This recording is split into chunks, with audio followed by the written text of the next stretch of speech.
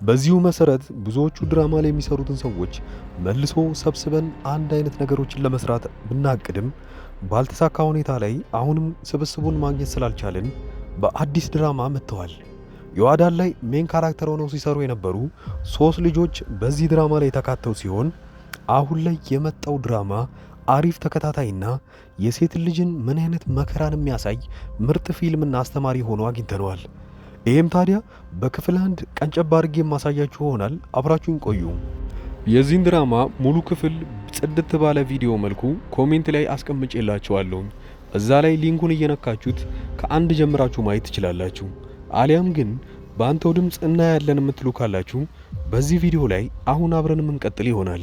ይህንን ቪዲዮ ላይክ በማድረግ ጀምሩት። ነገር ግን ብዙ ቪዲዮውን እይታ እንዲኖረው ሼር እያረጋችሁትም ኮፒ ሊንክ ማድረጋችሁ አትርሱ። ታዲያ ድራማው ስለ አንዲት ሄዋን የምትባል ልጅ ይሆናል። ሄዋን ተማሪ ናት። እናቷ አንዲት የሀብታም ቤት ውስጥ ሰራተኛ ሆና ነው የምትሰራው፣ ተመላላሽ ሰራተኛ ማለት ነው። እዛም በምትሰራበት ሰዓት ታዲያ የራሷ ልጅ ትምህርቷን ስትጨርስ ሄዋን ተብየዋ እዛ ቤት ውስጥ አንዳንዴ እየሄደች ታግዛታለች። ነገር ግን እዛ ቤት ውስጥ እንደገመተችው አልጠበቀችውም። በዛ ቤት ውስጥ የቤቱ ባለቤት የሆነችው እና የሷ ልጅ ሴት ልጇ በጣም ጨካኝ ነበሩ። እናቷን ሲያሰቃዩባት አይታለች፣ ሲያመናጭቋትም ጭምር። ይሄኔ ታዲያ እናቷ እዛ ቤት ውስጥ ስትውል ምን አይነት በደል እየደረሰባት ያለውን ነገር ማየት ጀመረች። ነገር ግን አንድ አይኗን የጣለባት አንድ ወንድ ልጅ አለ። ከዚህ ቀደም ዮአዳን ድራማ ላይ እንደምናውቀው ዋና ሜን ካራክተር ሆኖ ሲሰራ የነበረው ልጅ። ከዮአዳን ድራማ ላይ እንደታወቀው ከሆነ ያንን ድራማ ምዕራፍ 2ን መቀጠል ባይቻልም ብዙ ልጆችን ለመሰብሰብ ተሞክሮ ነበረ። ምዕራፍ 2ን ለመጀመር አልተሳካም። ለዛም ነው የተገኙ ልጆችን አሪፍ ድራማ ይዘንላችሁ መጥተዋል ብለው አንዴ ተሰብስበውም ቢሆን በዚህ ድራማ ልናያቸው ነው። ታዲያ እንደሚባለው ይሄ ልጅ ቀልቡን ስበዋለች። እሷም በውስጧ እያሰበች ነው፣ በጣም ቆንጆ ልጅ ነው ብላለች። እሱም ደግሞ እንደሚያስበው እቺ ልጅ መርዳት ያለብኝን ነገር መርዳት አለብኝ ብሎ አስቧል። ታዲያ እዛ ሲያገኛት ልጅቷ ጎበዝ ተማሪ እንደሆነችም ያውቃል። ለዛም ነበረ ሊያግዛት የሚፈልጋት። ነገር ግን በገዛ እህቱ አንተ እኩያህን ወቅ፣ እሷ ካንተ በጣም ዝቅ ብላለች። አስበው፣ እናቷ ሰራተኛ ሆና ነው እዚህ ቤት ውስጥ የምትሰራው። የምትውልበትን ነገር እየተጠነቀቅ ብላ ብዙ ጊዜ ስታመናጭቀው ነበረ። ይህም እሱን የሚያስቆመው አልሆነም። በነገራችን ላይ አባታቸው ትልቅ ድርጅት ውስጥ ነው የሚሰራው። አባቱ የሚፈልገው የኔን ቦታ ትተካለህ ብሎ ድርጅቱን ማስተዳደር ስላለብህ ሌላ ፍላጎትህን አቁምና ከኔ ጋር መስራት አለብህ ብሎታል። ልጁ ይሄንን ነገር አይፈልግም። የራሱን ዓላማዎች ማሳካት ነው የሚፈልገው። የአባቱን ሀብት አንተን ያገኘኸው፣ እኔም የራሴን ሀብት ደግሞ በራሴ መንገድ ማግኘት አለብኝ ብሎ ነው የሚያስበው። በዚህ ሁኔታ ላይ ነበረ ታዲያ አንድ መጥፎ ሰው ባህሪው ያለው ሰውዬ ወደዛ ቤት ውስጥ የሚመጣው።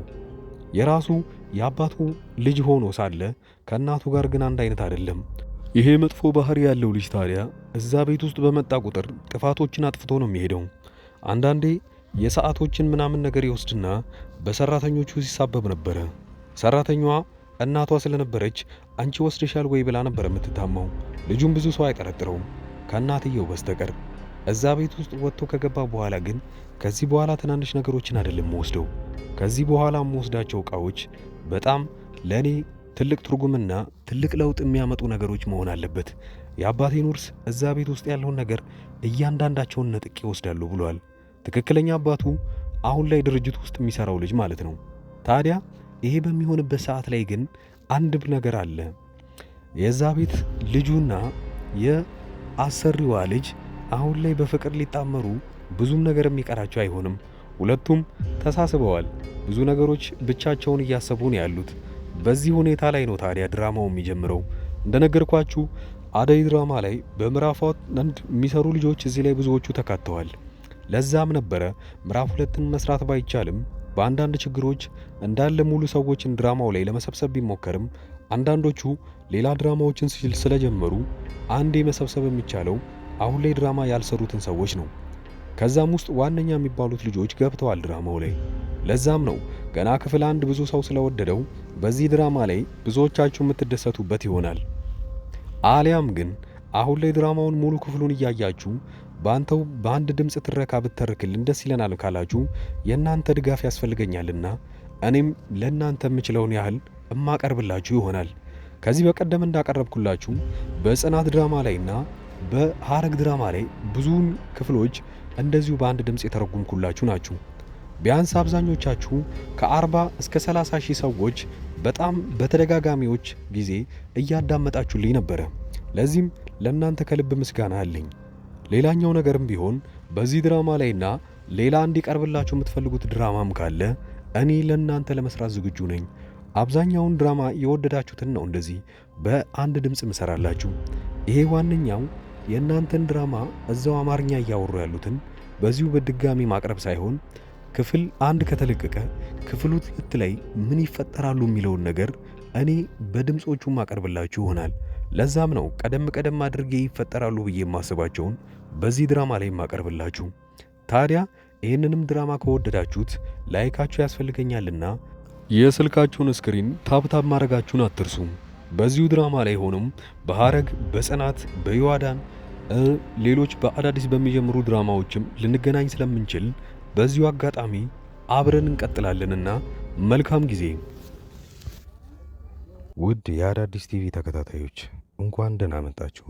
ወደዚህ ቻናል ከመጣችሁ እናንተ ተከታታይ ድራማ ይመቻችኋል ማለት ነው። ከተከታታይ ድራማ ውስጥ ኢትዮጵያ ውስጥ ሆኖ አሁን ላይ በጣም አሪፍ እይታ ያላቸውና አሪፍ ተቀባይነት ያላቸው ድራማዎች 4ቱን ልንገራችሁ። የመጀመሪያው ጽናት ነው። ሁለተኛው ሐረግ፣ ዮአዳን እና ክህደት ናቸው። የእነዚህን ተከታታይ ድራማዎች ካልጀመራችኋቸው እኔ አጠር ያለች ማብራሪያ ስለነሱ ሰጥቻችሁ ደስ ያላችሁን ድራማ እናንተ ትጀምሩታላችሁ። የመጀመሪያው ጽናት ድራማ ብዙዎቻችሁ የምትወዱት ይሆናል። ምክንያቱም ምናልባት ከአረብ ሀገር ሆናችሁ የምታዩ ሰዎች ካላችሁ ይሄ ድራማ ለእናንተ ነው። ጽናት ከሀገር ቤት ወደ ከተማ ትመጣና ወደ ውጪ እስክትሄድ ድረስ አንድ ቤት ውስጥ ተቀጥራ እየሰራች ነው። ታዲያ የቀጠሮ ቀኗን ወይንም የበረራ ቀኗን እየጠበቀችና ብዙ ክፍያ ካደረገች በኋላ ያን ስትጠባበቅ እዛ ሰራተኝነት የተቀጠረችበት ቤት ውስጥ እየሰራች እያለ አንድ ትልቅ ነገር ይፈጠራል። ከአሰሪው ልጅ ጋር ግንኙነት ትጀምርና ብዙም ሳይቆይ ነገሮቹ ይበላሻሉ። በዚሁ ላይ የሚያጠነጥን ፊልም ነው። ሁለተኛው ሐረግ ድራማ ላይ ሁለት በትንንሽነታቸው የሚታወቁ በአባት አንድ የሆኑ ወንድማማቾች ነገር ግን ካደጉ በኋላ በጣም ትልቅ ጠላት ሆነው እዛ ላይ የምናየውን ነገር አብረን እናያለን። ፍቅረኛ ይነጣጠቃሉ፣ ንብረት ይነጣጠቃሉ። ነገር ግን ወንድማማቾች እንደሆኑ አያውቁም። ሐረግ ድራማ እዚህ ነገር ላይ ነው የሚያጠነጥነው። ዮአዳን አንዲት ምስኪን ሴት በባህል ሀብቶችና በትልልቅ ሰዎች የእሷ የሆነን ነገር ለመንጠቅ ሲሞክሩና እሷ ግን ብልጠትነቷን ከነሱ በላይ የምታሳየቸው ፊልምና ብዙ ታሪኮች ያለበት አሪፍ ድራማ ነው። ሌላኛው ክህደት ነው። ክህደት የሚለው ፊልም አሁን ላይ በጣም አሪፍ እየታየ ያለ ነው። ክህደት አንድ ጓደኛውን በጣም የሚወዱት 2 ጓደኞች አሏቸው። ታዲያ በዚህ ጊዜ ጓደኛው የልቤ ጓደኛ ናቸው ብሎ ለእነሱም ማያረገው ነገር የለም። ብዙ ነገር አድርጎላቸዋል። ነገር ግን ትንሽ እንደቆየ ይታመምና በጣም እርዳታ ሲፈልግ ከጓደኞቹ የሚጠብቀውን እርዳታ ሳያገኝ ይቀርና ይልቁኑ በዛኑ ልክ ይጠቀሙበታል። ይሄኔ ታዲያ እሱ ካወቀ በኋላ ምንን ማድረግ እንዳለበትና እንዴት ከነዚህ ጓደኞች ሊበቀል እንደሚችል የሚያሳይ አሪፍ ፊልም ነው። አሪፍ ጥራትና አሪፍ ኳሊቲ ተደርጎበት ካራክተሮችም በጣም አሪፍ የሆኑና የሚያጓጓ ፊልም ሐረግና ክህደት ናቸው። ሁለቱ ፊልሞች ምንም አይነት ንዝናዜ ምናምን ሳይበዛባቸው ወሬም ሳይኖራቸው ቀጥታ ምንም አይናችሁን ሳትነቅሉ የምታዩት ፊልም ነው። ሌላኛው ጽናት የሚለው ፊልም ታሪኩ አሪፍ ሆኖ ነገር ግን ብዙ ወሬዎች ስለሚበዙበት ምናልባት ፊልሙ ሊሰለቻችሁ ይችላል። ነገር ግን ፊልሙ እንደዛ የሚሰለቻችሁ ከሆነ እኔ በየጊዜው የእያንዳንዱን ክፍሎች እንደዚሁ አይነት በትረካ መልክና እናንተን ለጥያቄ ያተሳተፈ ለመልስም አስተያየት እንደሰጡበት አድርጌ አንዳንድ ቪዲዮ ለእያንዳንዱ ክፍል እሰራለሁ። ዮአዳን ድራማ ብዙ ሰዎቹ ስትጀምሩት በጣም አሪፍ ድራማ ነበረ። እስከ ክፍል 40 እና እስከ ክፍል 45 ያለውን ድረስ ብዙዎቻችሁ በጣም አሪፍ አድርጋችሁ ስታዩት ነበረ። ከክፍል 45 በኋላ የዳይሬክተሩ አቅጣጫ ፊልሙን ስለቀየረው ብዙዎቻችሁ ጠልታችሁትና የጥንቆላ ስነ ስርዓትን እያስገባችሁበት እኛ ከዚህ ምን መማር አለብን የሚለውን ካያችሁ በኋላ ለተከታታይ 2 ሳምንታት ፊልሙ ሳይለቀቅ ስለቆየ ረስተውት በዛው ትታችሁት ነበረ። ነገር ግን አሁን ተመልሳችሁ እንድታዩበት እምመክራችሁ አንድ ነገር አለ። ዮአዳን ድራማ ላይ አሁን ዮአዳንና ሳሚ ፍቅረኛሞች ሆነዋል። እዛ ቤት ውስጥ ያለ ወላጅ እየኖሩ ነው ያሉት። ምን ሊያጠፉ ይችላሉ፣ ምን ሊደረግ ይችላል የሚለውን አብረን የምናየው ይሆናል። እዛ ላይ ሂሩት የምትባል አንዲት መጥፎ ሆና የምትተውን ልጅ እዛው አካባቢ ላይ እብደትን ተከናውና ነገር ግን ጤነኛ ሆና እሷ እንዳትታሰር እያየችው ያለውን ስቃይ አሁን ላይ ማየት ይኖርባቸዋል ብዬ አስባለሁ። አዳዲስ የጀመሩ ተከታታይ ድራማዎችንና አሪፍ የሚባሉ ፊልሞችን በዚሁ ላይ በአንድ ድምፅ አድርጌ በጥሩ ሁኔታ ተርኬ የማቀርብላችሁ እኔ ዙበይር እባላለሁ። የቻናሌም ስም አዳዲስ ይባላል። እኔን ለማበረታታት ሰብስክራይብ ማድረጋችሁን አትርሱ። በቅርቡ 50 ሺህ ምንገባ ይሆናል። አሁን ላይ 40 ቤት እንዳለን አትርሱ።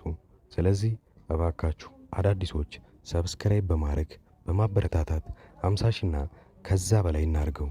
የእኔ ቤተሰቦች አብራችሁኝ ስላያችሁ ከልብ አመሰግናለሁ።